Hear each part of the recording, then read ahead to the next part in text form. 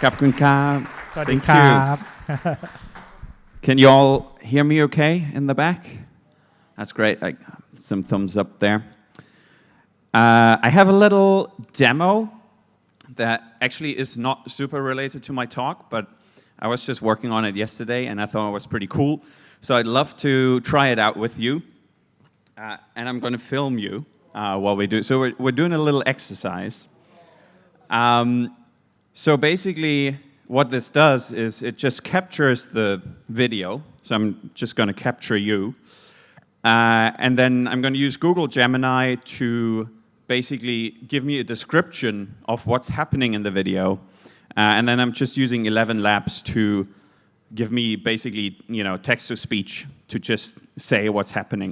So what I'd love for you to do is if you just like clap or put your arms up in the air or maybe stand up, just do some unpredictable stuff and let's see what Google Gemini thinks is happening.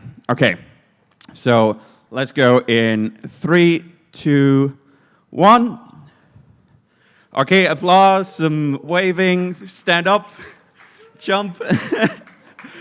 Okay, let's see what's happening there and hopefully I pray to the demo gods.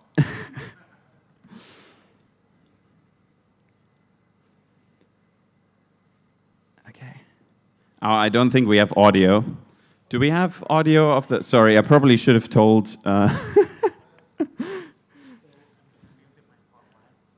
Oh, it's muted. Okay, I didn't tell them that I want audio, so I can just read it out. The camera pans up to show an auditorium full of people sitting in chairs. Many of them are wearing face masks. Is that true? That doesn't seem true. The people are waving and cheering. Cheering. Oh, that's very good.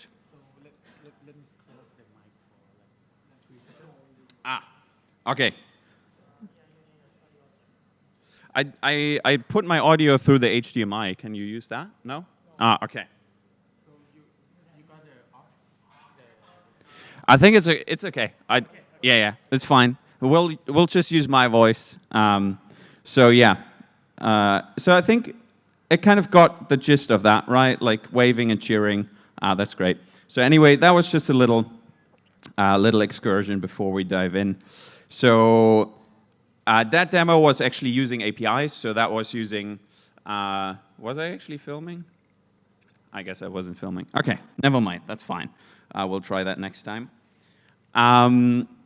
So that was actually using APIs, like the Gemini API and the ElevenLabs API. But what we want to talk today is kind of local AI and actually using LLMs and inference in the browser and in kind of edge runtimes. So this is me. My name is Thor, or if you're speaking Mandarin, Lei Sen. I gave that name myself. Since no one was laughing, I guess there's no Mandarin speakers in the room. No? Okay. That's fine. My Thai, unfortunately, is not so great. But yeah, if you want to see kind of fun little demos, you can follow me on Twitter. You can just scan that here. And this QR code is just a link to my slides. Because there's a bunch of demos and kind of resources in the slides. So you can just keep that for kind of the future and check out the demos kind of later on. Cool. So, before we kind of diving into, and let me take that out. So before we're diving into, just running large language models in the browser, let's look at running large language models locally on your machine. Who here has used things like Ollama before? Okay, I think that's probably the most popular one here. So Ollama, another project that Mozilla is working on is called Llamafile. Have people heard of Llamafile here? No? Yeah? Okay. And then one that's actually built in Singapore, locally in Singapore, is called Cortex. So Cortex.so. People might have heard of Jan.ai, so Jan, which is kind of a sort of local ChatGPT client that is powered by, so Cortex is kind of the underlying sort of API engine for that. And so what's really cool with that, for example, so actually all of these are powered by Llama CPP. So basically Llama CPP is kind of the underlying sort of implementation of kind of the inference models underneath. So open source project, really, really neat, and that is kind of what is powering a lot of the sort of local model stuff. So CPP is just C++. So it's basically an inference engine written in C++ that can run on kind of a variety of hardware, including your CPU. If you're using that locally on your machine and you don't have a GPU, it's basically running the workloads on your GPU. Okay, now let me quickly show you Llamafile, which is a really neat project as well. So basically what they are doing is they are bundling Llama CPP, so the engine, together with the model in a single file. So what you can do then is you can download kind of the Llamafile, and you can run it locally on your machine. So we can do that here. So you basically, I just kind of used Tiny Llama here. You're running that. It kind of, optimized for CPU usage in this case. And then you actually get like a kind of local host client. It doesn't look as nice, but you can say like, who are you? And then you can chat with it, and it basically says, I'm Llama, nice to meet you too. And then we can say, maybe tell me about Bangkok. As a city is so much to offer, one of the most vibrant and exciting cities in Southeast Asia. There we go. I think Llamafile knows that in Bangkok and is trying to please. Yes, so these are kind of some of the projects that are exciting for kind of local running sort of large language models locally. So if you have kind of a Beefy machine, you can probably go up to some of the larger models as well. Tiny Llama, I think, just has a fairly small token window that's sort of included, but it works quite well, actually, on the machine. Now, before we dive kind of into maybe the AI in the browser and actually running your inference directly in the browser, let's do a little demo here. So what this does is actually similar to what I think PT was talking about just before, vector search sort of within MongoDB. So what this is doing is basically a semantic search or vector similarity search, but fully locally in the browser. So the idea kind of behind semantic search is that instead of like text search where you're looking for kind of words and similarities in the words, you're looking for semantic similarity, right? So you're looking, okay, what is fun, and based on sort of human knowledge and context, here, the model thinks, yeah, driving a car can be fun, playing with a dog can be fun, sleeping, can be great fun as well. I'm sure that's what's meant here. And the great thing is, so basically the first time you saw when I was hitting the button, it was loading for a bit, but it was actually loading down the model from Hugging Face. So Hugging Face, kind of like the GitHub for large language models. So it was pulling down that model locally into the browser. And so now what I can do is actually when I turn off my Wi-Fi, so I now have the model loaded locally into the browser, I can, yeah? Sorry, I apologize. All good? ขอโทษนะครับตอนนี้มีใครต้องการใบกำกับภาษีไหมครับพอดีว่าบูธใกล้จะปิดแล้ว ข้างนอกนะครับถ้าไม่มีก็โอเคครับ sorry next Okay, I have no idea what he said, but no one is leaving, so I hope it wasn't too bad. I hope I didn't say anything bad. All good? Do we need to translate for the English speakers or no? No. Okay. So this is information that's only relevant to Thai people. Very good. So, okay, we had, fun, but maybe what we can do as well is we can search for furniture, right? If you had sort of a normal search where you're kind of doing text search, you wouldn't find any of this, right? It would look for the word sort of furniture or misspellings of furniture.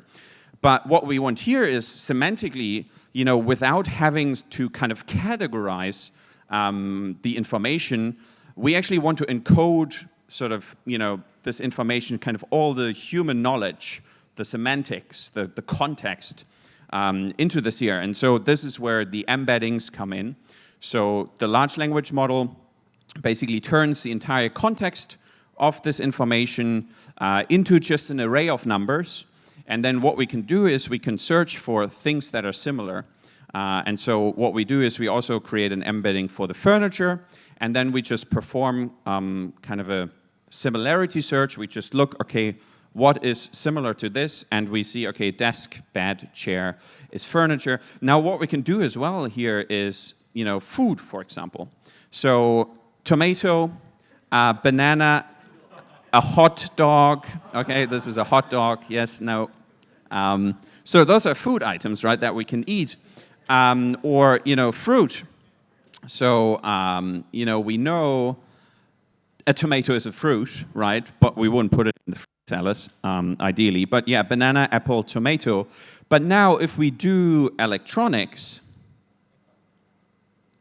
yes, someone said apple. Correct, right? As humans, we know this thing is an apple, electronic device. If I were to put that into a text search, wouldn't find that. But so this is really cool. My Wi-Fi is still off. So this is running completely locally in my browser, including actually a full Postgres database. So this is a really cool open source project. It's called PGlite, which actually basically runs Postgres in your browser via Wasm, which is really cool. So if you have some time, check out that demo. That's really, really neat. But now let's maybe kind of dig into sort of how that works under the hood. So kind of how this works in the browser is actually it's using this ONNX runtime. So Open Natural Networks Exchange. And I think actually originally it's an open source project by a team at Microsoft. Now more and more companies are contributing to it as well. But the idea is sort of to provide this sort of ONNX format as well as a runtime where we can kind of train our models and output them in a format that we can then run it on sort of this ONNX runtime, TensorRT, Apache MXNet. So it's kind of sort of a compatibility layer for different large language models to allow us to run these models on various different hardware, various different devices. And so what this actually means is, when we're using kind of the ONNX runtime, we can deploy that in the cloud, edge devices, mobile applications actually. So there's a ONNX runtime that can actually run locally on your phone, but then also browser. And so for the web browser, we have an ONNX runtime that runs in Wasm. So basically using Wasm with the ONNX runtime, we can run these language models that are in kind of the ONNX format directly in the browser, which is really, really neat. So if you look, for example, on Hugging Face, you can just put in ONNX, and you can find all the models that are basically in this ONNX format, which you can then use kind of in the browser. And like how do you actually use them, sort of in practice in the browser? And that is a great open source project actually by Hugging Face, which is called Transformers.js. So again, if you go into the slides, you can kind of find all this documentation there, so everything is linked out. But so Transformers.js is sort of the JavaScript interface to kind of this ONNX runtime that is running in Wasm in your browser. So here you can see Transformers.js uses the ONNX runtime in the browser, and the best part about it is that you can easily convert your pre-trained PyTorch, TensorFlow models. So if you're actually training models yourself, you can fairly easily output them in kind of format and use it with Transformers.js in the browser. And there's a tool as well called Optimum, apparently, which you can use. Yeah, you can click through to the documentation to kind of learn a little bit more about this. Now, this first demo was, fun as well, but I also have another demo. You can scan that here as well, or you can click through in the slides. I call it Babelfish AI. Oh, and I guess I forgot to link the slides there. That's not good. Okay, so we'll type that in, Babelfish. So it's on the Supabase community there. So, okay, let's open this up. So, do you know OpenAI Whisper? So it's kind of this model that allows you to transcribe text in various different languages. So the demo we're doing here is we're loading a smaller version of the open source OpenAI model, and we're using that to transcribe what I'm saying, so my audio, directly in the browser. So this is running locally on my machine in the browser, transcribing whatever I'm saying. And then I thought, okay, that's fun, that's pretty cool, but then maybe we can do another thing. So we're just using, in this case here, Supabase Realtime to basically stream. Okay, let me. So, and let me, if you want to, it won't run on your phone, but if you have, let me share. Here, share. So if you scan this, it won't, because the model is pretty big. So the translation model is actually an open source model by Meta, which allows text-to-text translation of 200 languages into 200 other languages, which means it's pretty big. So it probably will crash your phone. So sorry if you scanned this already. But if you scan it with your phone and then open it on your laptop, you can follow along live. But okay, so maybe see. So here we're transcribing what I'm saying in English. But now, maybe you in the audience, you don't speak English, and I'm sorry if that's the case. But then what we can do is we can just say, okay, let's just translate that into Thai. Now, obviously, I don't read Thai, so I don't know if this is accurate or not. However, what we can do is, anyone read Thai here? Does that look reasonable? Okay, okay. Someone says, yeah. I don't know if he actually speaks Thai, but I'm going to trust him. But what we can do, sorry, let me go back into, oh, there's Danish as well, there's Dutch. I know here John is Dutch, for example. So we can translate that into Dutch for him.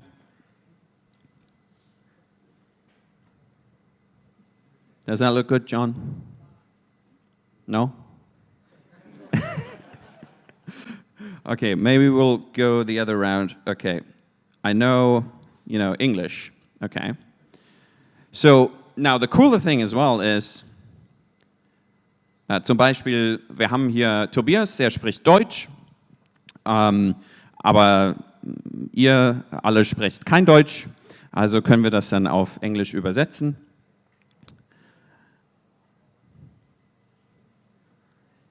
Okay, well, well, so it actually works quite well for sort of the Latin languages, but now what we could do as well is 大家好，我是住在新加坡的德国人。German, yeah, well, okay, that's not what I said. Now,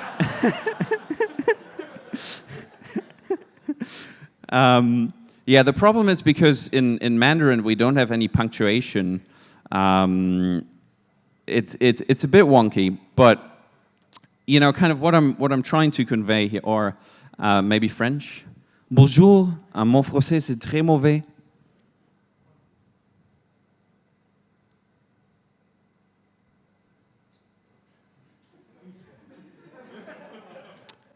Yes, and the French word is very bad. Yeah, no, what I said, my French is very bad. Okay, but really what I'm just kind of trying to convey here is that, you know, we're running this locally in the browser. Where's English? Come on, okay, English. Yes, my MacBook is pretty beefy, so it actually works quite well. The OpenAI Whisper, especially, we're using a web GPU. So Transformers.js can tap into web GPU as well to kind of accelerate that. So really what I'm just trying to convey here to you is that this is very exciting. There's, you know, a lot of stuff happening kind of in the open source space as well as sort of the local AI space. And I think that's really cool. And so I hope that kind of this can inspire you, maybe, you know, add some AI to your client-side applications and kind of tap into that, because in the future, you know, you're going to be running large language models locally on your phone, on your fridge, on your toaster, probably just everywhere. So I think that's really exciting there. I don't have much time to get into the Supabase Edge runtime. It's also using the ONNX Runtime, just with another cool open source project that's called ORT, which is machine learning inference for Rust. So because Wasm was too slow kind of in that Edge runtime, so we're just kind of using the Rust layer there. And with that, Kap kun Kap, thanks so much.